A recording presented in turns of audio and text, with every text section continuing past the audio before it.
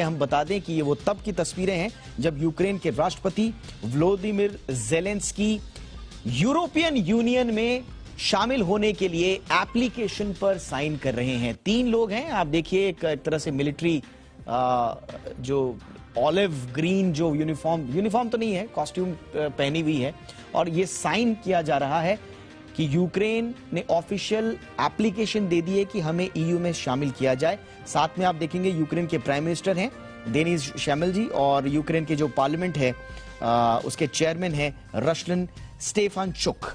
तो ये तीनों लोग, और इन्होंने एप्लीकेशन पर साइन किया है। अब आप बोलेंगे कि इतना बड़ा युद्ध हो रहा है, इतना बड़ा बवाल हो गया, और 2014 में तख्ता पलट भी हो गया। विक्टर यानुकोविच भागकर 2014 में रशिया भी चले गए थे, और ये पूरा का पूरा बवाल नाटो के लिए तो अब हो रहा है, लेकिन ईयू में जाने का बवाल तब था। आज तक क्या यूक्रेन ईयू में शामिल नहीं हुआ? क्या वजह है कि यूरोपियन यूनियन में आज तक यूक्रेन को नहीं लिया गया? युद्ध से पहले तो यूरोपियन यूनियन कह रहा था कि तुम बढ़े चलो, हम तुम्हारे साथ हैं, तो फिर आखिर यूक्रेन को तुरंत जैसे ही रूस ने हमला किया यूरोपियन यूनियन में क्यों नहीं लिया गया? ये एक ऐसे सवाल हैं जो शायद आपके जहन में आए होंगे। अगर नहीं आए हैं तो हमारी रिपोर्ट देखने के बाद आपके होश उड़ जाएंगे कि आखिर ये ईयू में जाने की यूक्रेन की कहानी क्या है। तो आपको सबसे पहले बताते हैं यूक्रेन का यूरोपियन यूनियन में जाने का प्यार क्या है, आपको ग्राफिक्स के जरिए बताते हैं। जो हमने आपको तस्वीरें दिखाई, उसके बाद यह स्थिति आप साफ हो गई होगी कि दरअसल यूरोपियन यूनियन में जाने के लिए जो यूक्रेन है वो जिद कर रहा है। ज़ेलेंस्की चाहते हैं कि ईयू का हिस्सा यूक्रेन बन जाए। फटाफट से आपको दिखाते हैं कि क्या क्या हो रहा है। ज़ेलेंस्की चाहते हैं कि विशेष प्रक्रिया से, बहुत त्वरित प्रक्रिया से हम ईयू में चले जाएं। विशेष प्रक्रिया हम क्यों कह रहे हैं, यह आपको हम बताएंगे। यह प्रक्रिया दरअसल है क्या। साथ ही साथ ज़ेलेंस्की ने ईयू में जाने के लिए एप्लीकेशन को भी साइन किया है, जिसकी तस्वीरें हमने आपको बताई। तो यह है पहली बात कि ईयू में जाना चाहते हैं ज़ेलेंस्की, और बहुत ही डेस्परेटली जाना चाहते हैं। तुरंत उन्होंने कह दिया है कि हमें ईयू में लिया जाए, और उसके लिए उन्होंने यूरोपियन यूनियन से कहा है कि भैया हमने आपको सब कुछ करके दे दिया, हमने आपको यह भी बता दिया कि हम आपके ही जैसे हैं, यूरोपियन ही हैं, आपकी ही भाषा तो नहीं बोलते हैं, लेकिन आप ही की बातें हम करते हैं, आप ही की सोच हम रखते हैं, इसलिए हमारे पास वो सारी चीजें हैं जो ये कहने के लिए पर्याप्त हैं कि हम यूरोपियन यूनियन में जाना चाहते हैं। लेकिन सवाल यह है कि यूक्रेन को यूरोपियन यूनियन में जाके मिलेगा क्या? देखिए, रूस से मुकाबले के लिए सबसे बड़ा मंच मिलेगा, और सबसे बड़ा मंच किस टर्म्स में? देखिए, मिलिट्री हेल्प की टर्म्स में भी मिलेगा, क्योंकि अगर ईयू का पार्ट हो जाता है तो डिफेंस जो क्लॉज है ईयू का, वो साफ कहता है कि if an EU country is the victim of armed aggression on its territory, the other EU countries have an obligation to aid and assist it by all the means in their power। यानी कि NATO में भले ही नहीं जा पाए, EU में चले जाएंगे तो मिलिट्री एड मिलेगी, वो पूरा एग्रेशन देखने को मिलेगा। सबसे बड़ा मुकाबला करने का मंच रूस के खिलाफ यूक्रेन के पास होगा। इसके लिए विकास के लिए व्यापार का एक बड़ा मंच मिल जाएगा।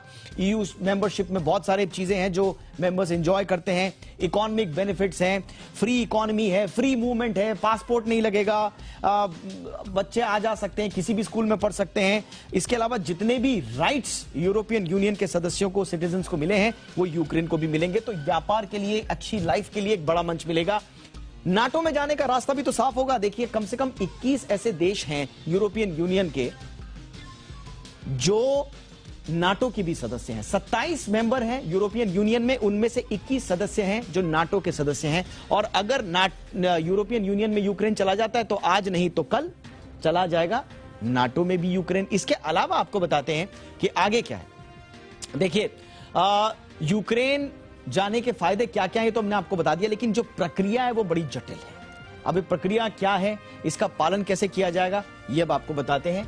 आखिर क्यों यूरोपियन यूनियन यूक्रेन को अपने में अब तक ले नहीं पाया है, ये आपको बताते हैं। कई ग्राफिक्स हैं जिसके जरिए हम आपको सिलसिलेवार तरीके से समझाने की कोशिश कर रहे हैं कि यूक्रेन में जाने का आखिर प्लान क्यों सक्सेसफुल नहीं हो पाया ईयू में जाने का यूक्रेन का।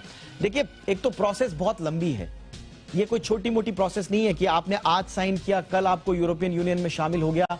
80,000 से ज्यादा पन्ने का आपका एग्रीमेंट है, उस पन्ने, इतने लंबे पन्नों के बारे में तमाम तरह की बातें होती हैं, उनको पूरा का पूरा पढ़ा जाएगा, उनके बारे में एक राय बनाई जाएगी, और ये एक राय एक देश नहीं बनाएगा, यूरोपियन यूनियन के तमाम देशों को एक ही राय पर आना पड़ेगा। ग्राफिक्स के जरिए हम आपको बताते हैं कि दरअसल वो बातें क्या क्या हैं, वो शर्तें क्या क्या हैं, जिनके बाद हम कह सकते हैं कि यूं में जाने के लिए शर्तें क्या क्या। देखिए, पहली शर्त जो है बड़ी इंपॉर्टेंट शर्त, आपको फ्री मार्केट इकोनॉमी बनानी होगी यूक्रेन को, यानी कि वहां पर गवर्नमेंट रेगुलेटेड इकोनॉमी नहीं होगी, फिर आपका मार्केट तय करेगा, आपके उद्योग धंधे तय करेंगे, European union, European commission, European parliament तय करेगी। तो फ्री इकोनॉमी बनानी पड़ेगी, जो रातों रात तो होगी नहीं, पहली शर्त यूक्रेन को यह करना पड़ेगा। दूसरा, ईयू के सभी कायदे कानून मानने पड़ेंगे, इसमें एक स्टेबल डेमोक्रेसी है, इसमें आपका ह्यूमैनिटेरियन ग्राउंड्स पे बहुत सारे मानवाधिकार हैं, बहुत लंबी प्रक्रिया, मैंने बताया ना 80,000 पेजेस के ये कायदे कानून है, इनको मानना पड़ेगा, तब जाके आपको देखा जाएगा कि आप इस लायक हैं या नहीं हैं। यूरो को करेंसी स्वीकार करना होगा, इसके लिए तो तैयार हैं, लेकिन स्वीकार करने के लिए तो टर्की भी बैठा हुआ है, 1987 से आगे बताएंगे, इतना आसान नहीं है कि आप जो है यूरोपियन यूनियन में चले जाएं।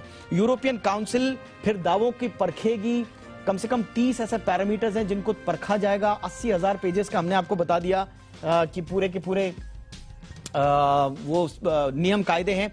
ईयू के सभी सदस्यों को, देखिए ये बहुत इंपॉर्टेंट है, ये नहीं कि एक सदस्य ने बोल दिया, 2/3 सदस्य मान गए तो पहुंच गए, नहीं, एक 27 के 27 सदस्य जब तक नहीं बोलेंगे एक मत से कि हां यूक्रेन आप आइए, तब तक नहीं होगा। और ये बड़ा कठिन लगता है। अब फिलहाल वहां पर क्या स्थिति है ये भी जान लीजिए, कितने पक्ष में है यूक्रेन के, कितने नहीं है, जरा ये भी देख लीजिए कौन कौन है यूक्रेन के पक्ष में और कौन कौन नहीं है, आपको दिखाते हैं ग्राफिक्स के जरिए। देखिए, फिलहाल सिर्फ 8 देश ही हैं जो यूक्रेन की तुरंत सदस्यता के पक्ष में है, तुरंत यानी कि बहुत शीघ्र।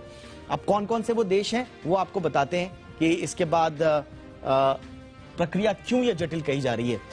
ईयू से यूक्रेन के लिए टोटली न्यू ट्रैक बनाने की डिमांड ये 8 सदस्य कर रहे हैं कि भैया तुरंत आपको अगर शामिल करना है तो 8 देश ये चाहते हैं कि एक नए ट्रैक पर काम किया जाए। कौन कौन है? बल्गारिया, चेक गणराज्य, एस्टोनिया, लातविया, इसके साथ साथ बल्गारिया, ये तो हमने आपको दिखाया है। इसके अलावा कुल मिला के इनको मिलाकर 8 ऐसे देश हैं जो ये चाहते हैं कि यूक्रेन को हम शॉर्टकट में ले आए, लेकिन शॉर्टकट में लाना इतना आसान है नहीं। क्यों नहीं आसान ये भी आपको बताते हैं। कितना वक्त लगता है? औसतन 5 साल का वक्त लगता है अगर आपको यूरोपियन यूनियन में जाना है। स्क्रूटनी बहुत लंबी है। अब ये भी बताते हैं आपको कि आज तक जो वक्त लगा है ऑन एन एवरेज, उसमें सबसे ज्यादा और सबसे कम कब कब लगा। तो आपको दिखाते हैं कि किस किस तरह के देश यूरोपियन यूनियन में शामिल होने में कामयाब हो पाए। 2 साल का वक्त लगा था ऑस्ट्रिया, फिनलैंड और स्वीडन को, और यह कहा जाता है कि अब तक का सबसे तेज वक्त रहा जब कोई यूरोपियन यूनियन में शामिल हो पाया। और सबसे ज्यादा लंबा वक्त जो लगा वो लेटेस्ट जो अभी शामिल हुआ है ना, उनको लगा है। क्रोएशिया 2013 में कितने साल का समय लगा? 10 साल का। ये क्रोएशिया को लगा। इसके साथ साथ एक और देश है पोलैंड। पोलैंड को भी मेरे ख्याल से 1994 में अप्लाई कर दिया था, 2004 में सदस्यता मिली, तो 10 साल पोलैंड को भी लगे थे।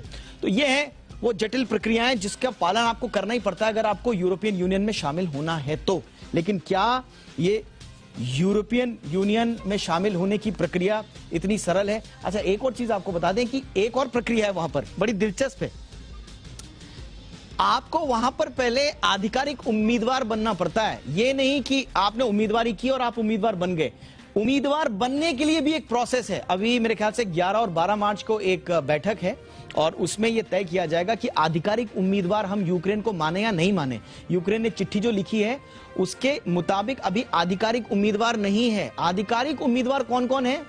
देखिए कौन कौन अभी तक जिनको यूरोपियन यूनियन की सदस्यता नहीं मिल पाई है। टर्की जो हम कह रहे थे 1987 से लगा हुआ है कि आप हमें यूरोपियन यूनियन में ले लिए साहब, हम यूरो को भी मानने को तैयार हैं, लेकिन टर्की में जो अनस्टेबल गवर्नमेंट है, गवर्नमेंट का जो रवैया रहा है, वहां पर फ्री इकोनॉमी की बात नहीं होती, इसलिए 1987 से उसका मामला पेंडिंग है, लेकिन आधिकारिक उम्मीदवार बनने में कामयाब रहे।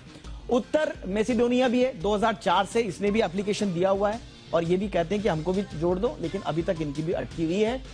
मोंटेनेग्रो भी है, 2008 से है और ये भी अभी तक सदस्य नहीं बन पाया है। लेकिन हाँ, ये आधिकारिक उम्मीदवार